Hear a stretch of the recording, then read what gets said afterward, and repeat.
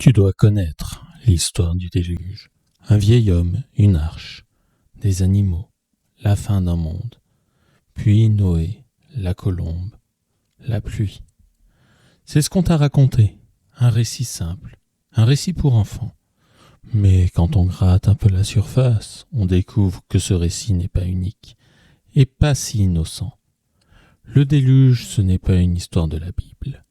C'est un motif ancien, répété, transformé, presque gravé dans la mémoire collective de l'humanité.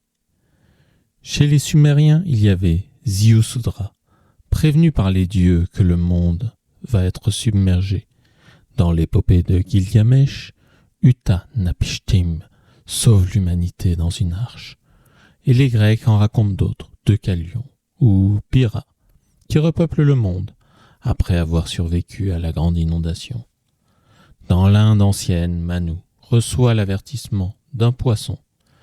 Les récits amérindiens aussi parlent de mondes engloutis, de peuples effacés. Afrique, Chine, Océanie, partout cela revient, encore et encore. Un avertissement, quelqu'un est sauvé, le monde est noyé, et ensuite le renouveau. Pourquoi tant de versions si proches, venues de cultures qui ne se sont, officiellement, jamais croisées?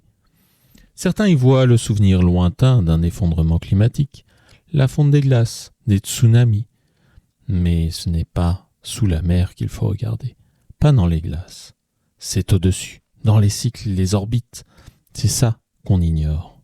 Enfin, que certains ignorent. Certains textes évoquent un corps céleste, une planète invisible à l'œil nu, errante périodiquement. Nibiru, un nom effacé mais non disparu. À chaque passage, le chaos, l'inondation, l'oubli. Les anciens ne parlent pas toujours clairement. Ils codent, ils dissimulent pour que le message soit compris de ceux qui doivent le comprendre. Peut-être que ce déluge, ce n'est pas un simple raz-de-marée. C'est une réinitialisation profonde du vivant, de l'histoire, de la conscience, un cycle, une vague, une réinitialisation alchimique à l'échelle de toute une planète. Tu croyais connaître le déluge, mais ce que tu en sais, c'est qu'une version parmi d'autres.